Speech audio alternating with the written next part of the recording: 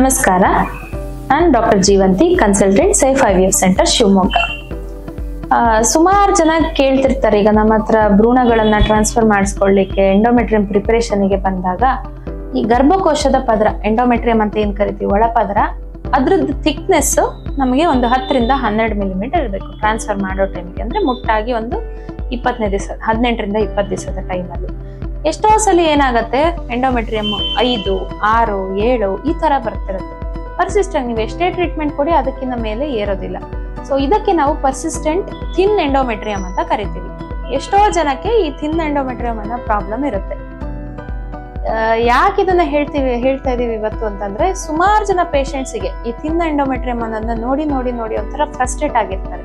ಅತ್ಲಾಗೆ lining ಬರ್ತಾ ಇರೋದಿಲ್ಲ, transfer ಮಾಡಕ್ ಆಗ್ತಾ ಇರೋದಿಲ್ಲ, ಇತ್ಲ ಪ್ರೆಗ್ನೆನ್ಸಿನೂ ಆಗ್ತಾ ಇರೋದಿಲ್ಲ. ಇದು ಪೇಷಂಟಿಗೂ ಒಂಥರ ಇರಿಸುಮುರಿಸಿರುತ್ತೆ. ಹಾಗೆ ನಾವು ಟ್ರೀಟಿಂಗ್ ಡಾಕ್ಟರ್ಸಿಗೂ ಕೂಡ ಥಿನ್ ಎಂಡೋಮೆಟ್ರಿಯಂ ಅನ್ನೋದು ಒಂದು ಚಾಲೆಂಜ್ ಅಂತಾನೆ ಹೇಳ್ಬೇಕು. ಏನಿದು ಥಿನ್ ಎಂಡೋಮೆಟ್ರಿಯಂ? ಎಷ್ಟಿದ್ರೆ ಥಿನ್ ಎಂಡೋಮೆಟ್ರಿಯಂ ಅಂತ ಕರಿತೀವಿ ಅಂದ್ರೆ ಲೆಸ್ ದನ್ 7 ಮಿಲಿಮೀಟರ್ಸ್. ಯಾವಾಗ? ಮಿಡ್ ಲೂಟಿಯಲ್ ಫೇಸ್ ಅಂತ ಕರಿತೀವಿ. ಅಂದ್ರೆ ಪೀರಿಯಡ್ಸ್ ಆಗಿ ಒಂದು 18 ರಿಂದ 24 ದಿವಸ ಆ ಟೈಮಲ್ಲಿ ಗರ್ಭಕೋಶದ ಒಳಪದರ ಥಿಕ್ನೆಸ್ 7 ಮಿಲಿಮೀಟರ್ಗಿಂತ ಜಾಸ್ತಿ ಇರಬೇಕು. ಅವಾಗ ಏನಾಗುತ್ತೆ, ಭ್ರೂಣ ಹೋಗಿ ಅದನ್ನು ಕಚ್ಕೊಳ್ಳಿಕ್ಕೆ, ಇಂಪ್ಲಾಂಟೇಶನ್ ಆಗೋದಕ್ಕೆ ಅನುಕೂಲ ಆಗುತ್ತೆ. ಎಂಡೋಮೆಟ್ರಿಯಂ ತುಂಬಾ ಕಡಿಮೆ ಇದ್ದಾಗ ಏನಾಗುತ್ತೆ, ಅದರಲ್ಲಿ ರಕ್ತ ಸಂಚಲನೆ ಕರೆಕ್ಟ್ ಆಗಿರೋದಿಲ್ಲ, ಭ್ರೂಣಗಳು ಇದ್ರೂ ಕೂಡ ಅದು ಇಂಪ್ಲಾಂಟ್ ಆಗೋದಕ್ಕೆ ಆಗೋದಿಲ್ಲ. ಸೊ ಆವಾಗ ಪ್ರೆಗ್ನೆನ್ಸಿ ಆಗೋದಿಲ್ಲ. ಸೊ ಏನು ಇದರ ಕಾರಣಗಳೇನು? ಹಲವಾರು ಕಾರಣಗಳಿದೆ. ಒಂದು ಸ್ಟ್ರಕ್ಚರಲ್ ಡಿಫೆಕ್ಟ್ಸ್, ಅನಾಟಮಿಕಲ್ ಡಿಫೆಕ್ಟ್ಸ್.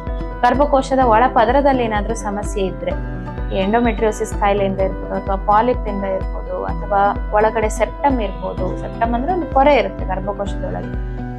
ಅಥವಾ ಕೆಲವೊಂದು ಇನ್ಫೆಕ್ಷನ್ಸ್, ಟ್ಯೂಬರ್ಕ್ಯುಲೋಸಿಸ್ ಅಥವಾ ಕ್ರಾನಿಕ್ ಎಂಡೋಮೆಟ್ರೈಟಿಸ್ ಅಂತ ಅಂದ್ರೆ ಕ್ರಾನಿಕ್ ಇನ್ಫ್ಲಮೇಷನ್ ದೇಹದಲ್ಲಿ. ಕೆಲವೊಂದು ಆಟೋ ಇಮ್ಯೂನ್ ಡಿಸಾರ್ಡರ್ಸ್, ನಮ್ಮ ದೇಹದ ಸೆಲ್ಸ್ಗಳೇ ನಮಗೆ ಶತ್ರು ಆಗಿದ್ದಾಗ ಅದು ಎಂಡೋಮೆಟ್ರಿಯಂ ಮೇಲೂ ಎಫೆಕ್ಟ್ ಆಗುತ್ತೆ, ಎಂಡೋಮೆಟ್ರಿಯಂ ಥಿಕ್ನೆಸ್ ಬರೋದಿಲ್ಲ.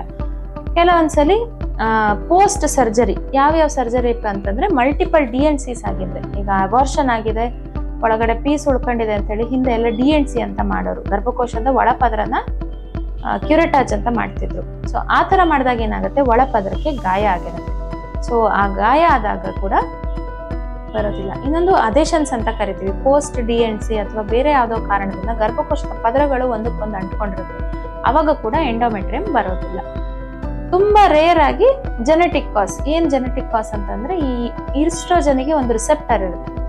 ಆ ರಿಸೆಪ್ಟರ್ ಅಲ್ಲಿ ಏನಾದ್ರೂ ಮ್ಯೂಟೇಶನ್, ಆ ಜೀನ್ ಅಲ್ಲಿ ಏನಾದ್ರೂ ಮ್ಯೂಟೇಶನ್ ಆಗಿದ್ರೆ ಆವಾಗ ಎಂಡೋಮೆಟ್ರಿಯಂ ಥಿನ್ ಬರುತ್ತೆ. ಸೊ ಇವಿಷ್ಟು ಕಾಸ್ಗಳು. ಹೇಗೆ ಪ್ರೆಸೆಂಟ್ ಮಾಡ್ತಾರೆ ಪೇಷಂಟ್ಸ್ ಅಂತಂದ್ರೆ, ಕ್ಲಿನಿಕಲಿ ಬ್ಲೀಡಿಂಗ್ ಕಡಿಮೆ ಆಗ್ತಿರುತ್ತೆ, ಪೀರಿಯಡ್ಸ್ ಆಗ್ತಿರುತ್ತೆ ತಿಂಗಳ ರೆಗ್ಯುಲರ್ ಆಗಿ, ಬಟ್ ಬ್ಲೀಡಿಂಗ್ ಕಡಿಮೆ ಆಗ್ತಾ ಇರುತ್ತೆ. ನಾವೀಗ ಎಂಬ್ರಿಯೋ ಟ್ರಾನ್ಸ್ಫರ್ಗೆ ಎಂಡೋಮೆಟ್ರಿಯಂ ಪ್ರಿಪರೇಷನ್ ಮಾಡುವಾಗ ಎಷ್ಟೇ ಹಾರ್ಮೋನ್ಸ್ ಕೊಟ್ಟರು ಗರ್ಭಕೋಶದ ಲೈನಿಂಗು ಬರ್ತಾ ಇರೋದಿಲ್ಲ, 7ರ ಮೇಲೆ ಹೋಗ್ತಾ ಇರೋದಿಲ್ಲ. ಸೊ ಈ ತರ ಇದ್ದಾಗ ಇದನ್ನ ಥಿನ್ ಎಂಡೋಮೆಟ್ರಿಯಂ ಅಂತ ಕರಿತೀವಿ. ಇನ್ನೊಂದು ಮುಖ್ಯ ಕಾರಣ ಇದಕ್ಕೆ ಅಂತಂದ್ರೆ ಹಾರ್ಮೋನಲ್ ಇಂಬ್ಯಾಲೆನ್ಸ್. ದೇಹದಲ್ಲಿ ಹಾರ್ಮೋನ್ ಇಂಬ್ಯಾಲೆನ್ಸ್ ಇದ್ದಾಗ ಕೂಡ ಈ ಎಂಡೋಮೆಟ್ರಿಯಂ ತುಂಬಾ ಆಟ ಆಡಿಸುತ್ತೆ.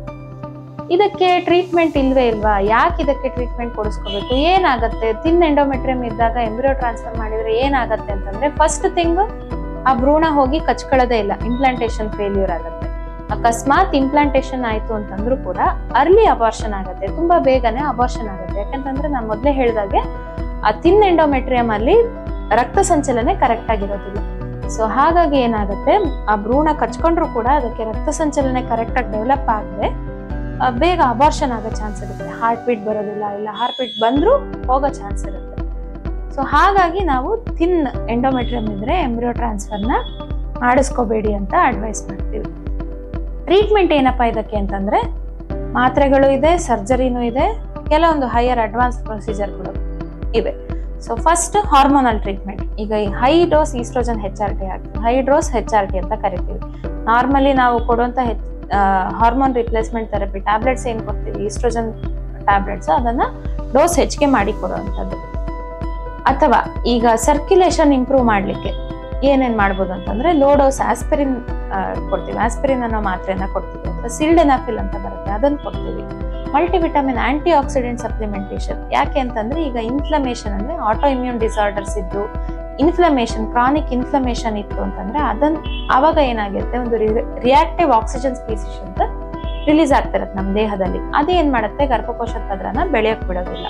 ಸೊ ಅದನ್ನ ಕಡಿಮೆ ಮಾಡ್ಲಿಕ್ಕೆ ಆಂಟಿ ಆಕ್ಸಿಡೆಂಟ್ಸ್ ಅಂತ ಕೊಡ್ತೀವಿ. ಮೋಸ್ಟ್ ಕಾಮನ್ಲಿ ನಾವು ವೈಟಮಿನ್ ಇ ಯೂಸ್ ಮಾಡ್ತೀವಿ. ಇನ್ನು ಬೇರೆ ಹಾರ್ಮೋನಲ್ ಥೆರಪಿ ಅಂತಂದ್ರೆ ಟೆಮಾಕ್ಸಿಫಿನ್ ಅಂತ ಬರುತ್ತೆ, ಹಲವಾರು ಮಾತ್ರೆಗಳಿದೆ. ಇದಕ್ಕೆ ಬಗ್ಗದೆ ಇದ್ದಾಗ ಮೆಡಿಕಲ್ ಮ್ಯಾನೇಜ್ಮೆಂಟ್ ಆದ್ರೂ ಕೂಡ ಲೈನಿಂಗ್ ಬರ್ತಾ ಇಲ್ಲ ಅಂತಾಗ ನಮ್ಗೆ ಏನಾದ್ರೂ ಅದಕ್ಕೆ ಕಾರಣ ತಿಳಿದಿದ್ರೆ ಆ ಕಾರಣವನ್ನ ಫಸ್ಟ್ ಸರಿ ಮಾಡ್ಬೇಕಾಗತ್ತೆ.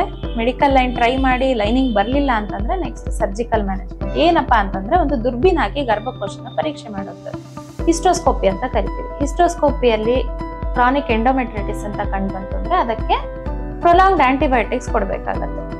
ಅದ್ರಲ್ಲಿ ಏನಾದ್ರು ಪಾಲಿಪ್ ಇತ್ತು, ಇಲ್ಲ ಒಳಗಡೆ ಎಲ್ಲ ಒಂದಕ್ಕೊಂದು ಪದರಗಳು ಅಂಟ್ಕೊಂಡಿದ್ವು ಅಂದ್ರೆ ಅದನ್ನ ಕರೆಕ್ಟ್ ಮಾಡಿದ್ರೆ ನೆಕ್ಸ್ಟ್ ಲೈನಿಂಗ್ ಬರುತ್ತೆ.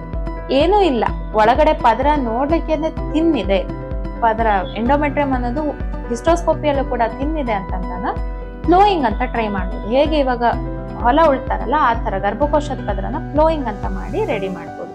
ಎಷ್ಟೋ ಪೇಷಂಟ್ಗಳು ಈ ಟ್ರೀಟ್ಮೆಂಟ್ಗೆ ರೆಸ್ಪಾಂಡ್ ಆಗ್ತಾರೆ. ಇದೆಲ್ಲ ಆಯ್ತು ಅಂದ್ರೂ ಇದಾಗ್ತಿಲ್ಲ, ಈ ಹೈಯರ್ ಟ್ರೀಟ್ಮೆಂಟ್ಸ್ ಏನಾರಿದೆ ಅಂತಂದ್ರೆ ಹೌದು, ಪ್ಲೇಟ್ಲೆಟ್ ರಿಚ್ ಪ್ಲಾಸ್ಮಾ ಅಂತ ಕರಿತೀವಿ. PRP ಟ್ರೀಟ್ಮೆಂಟ್ ಅಂತ ನೀವು ಕೇಳಿರ್ಬೋದು. ನಮ್ಮ ದೇಹದ್ದೇ ರಕ್ತ ತಗೊಂಡು ಅದ್ರೊಳಗಿನ ಪ್ಲಾಸ್ಮಾನ ಸಪರೇಟ್ ಮಾಡಿ ಪ್ಲೇಟ್ಲೆಟ್ ಮತ್ತೆ ಪ್ಲಾಸ್ಮಾನ ಸಪರೇಟ್ ಮಾಡಿ ಆ ಇದು ಏನ್ ಬರುತ್ತೆ, ಪ್ಲಾಸ್ಮಾ ಏನ್ ಬರುತ್ತೆ ಅದನ್ನ ಗರ್ಭಕೋಶದ ಒಳಗೆ ಇನ್ಸರ್ಟ್ ಮಾಡ್ತೀವಿ. ಸೊ ಅದನ್ನ OPD ಪ್ರೊಸೀಜರ್ ಆಗಿ ಕೂಡ ಮಾಡ್ಬೋದು, ಅಥವಾ ಅನಸ್ತೀಶಿಯಾ ಕೊಟ್ಟು ಮಾಡೋದಾದ್ರೆ, ಹಿಸ್ಟೋಸ್ಕೋಪಿ ಮುಖಾಂತರ ಮಾಡೋದಾದ್ರೆ ಸಬ್ ಎಂಡೋಮೆಟ್ರಿಯಂ ಅಂದ್ರೆ ಗರ್ಭಕೋಶದ ಎಂಡೋಮೆಟ್ರಿಯಂ ಏನಿರುತ್ತೆ ಅದ್ರ ಕೆಳಗಿನ ಲೇಯರಿಗೆ ಇಂಜೆಕ್ಟ್ ಮಾಡ್ತೀವಿ. ಸೊ ಇದು PRP. ಇನ್ನು ಫರ್ದರ್ ಟ್ರೀಟ್ಮೆಂಟ್ ಏನಪ್ಪಾ ಅಂತಂದ್ರೆ ಸ್ಟೆಮ್ ಸೆಲ್ ಥೆರಪಿ ಅಂತ ಬಂದಿದೆ. ಸೊ ಇದೆಲ್ಲ ನ್ಯೂವರ್ ಟ್ರೀಟ್ಮೆಂಟ್ ಟೆಕ್ನಿಕ್ಸ್, ಎಲ್ಲ ಏನ್ ಹೇಳ್ತೀವಿ ರಿಸರ್ಚ್ ಸ್ಟೇಜಸ್ ಅಲ್ಲಿ ಇದೆ, ಬಟ್ ಟ್ರೈ ಮಾಡೋದ್ರಲ್ಲಿ ಏನು ತಪ್ಪಿಲ್ಲ. ಇದಿಷ್ಟು ಥಿನ್ ಎಂಡೋಮೆಟ್ರಿಯಂ ಅದರ ಮ್ಯಾನೇಜ್ಮೆಂಟ್ ಬಗ್ಗೆ ಕಿರು ಮಾಹಿತಿ. ಧನ್ಯವಾದಗಳು.